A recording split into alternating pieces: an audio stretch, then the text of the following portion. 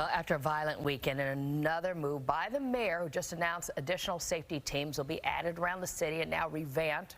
Previous version of these teams came under fire for aggressive tactics and misconduct, particularly after the chokehold death of Eric Garner back in 2014. Known then as the Anti-Crime Unit, it was disbanded in 2020. Joining us now, Reverend Al Sharpton, civil rights activist, founder of the National Action Network. Reverend Sharpton, good to have you with us.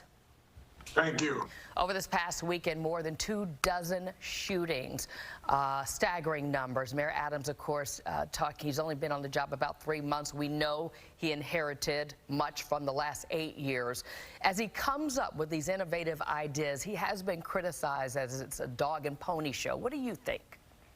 Well, I think that we've got to see where it goes. My concern is that we do not end up back in stop and frisk, which Eric Adams was opposed to himself, testifying in federal court, and that we do not end up with excessive policing. So I have concern, but I want to see where these innovations can reduce crime and we deal with a question of police accountability at the same time.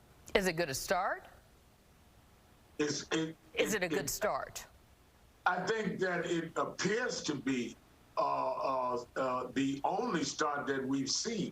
We've got to remember we have two problems. We have the problem of public safety. Our communities are dealing with a lot of gun violence. That is real. And I preached the funeral of some. And we have the problem of police accountability. The mayor has said that he will deal with both. And I'm saying that we in National Action Network, as long as we're not going back to stop and frisk and other things, are waiting to see that that can happen without police being given some kind of signal that they can do whatever they want to do. He claims that will not be the case. We're saying that we are going to watch and wait. Today is a key day for the Senate Judiciary Committee and the first day of the hearings for KETANJI Brown Jackson, who many Republicans are saying is soft on crime. And as we talk about crime, what are your thoughts? I think that the fact is that when we talked about not being soft on crime, again, a disproportionate number of our community are victims of crime. But we have police that are committing crime. You can't talk about crime and not talk about police cannot become criminals in the name of their fighting crime. And that is always taken out of the equation. What Derek Chauvin did was a criminal act. He was convicted when he put his knee on George Floyd's neck. What was done to Eric Garner was a criminal act. So are we talking about crime, or are we talking about only civilian crime?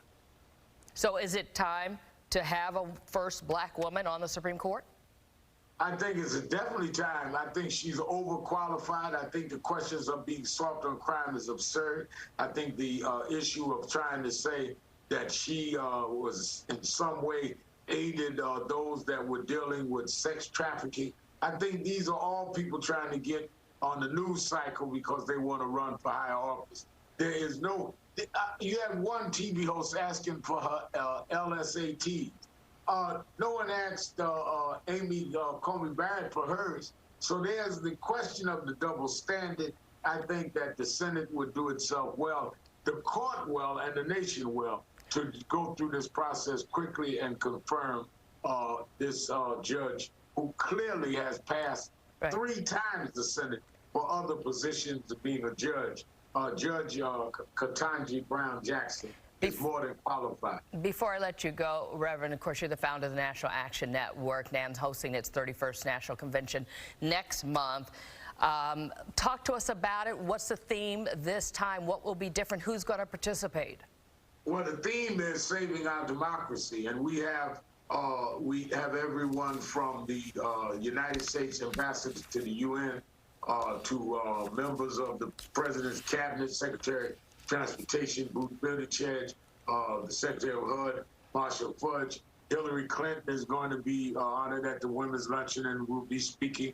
Dr. Michael Eric Dyson, Ben Crump, the parents of Ahmaud Arbery, the parents of, the family of George Floyd. So it'll be a national gathering talking about how we deal with voting rights, how we deal with criminal justice reform, and it's free. People can go to www.nationalactionnetwork.net and log in on what days they want to come. If they do all 3 days, Right. it's all free, and we open it up and hope to come out with an action agenda. All right, Reverend Al Sharpton joining us tonight on the 6 o'clock news. Good to have you on. Have a good night. Thank you. Good to see you.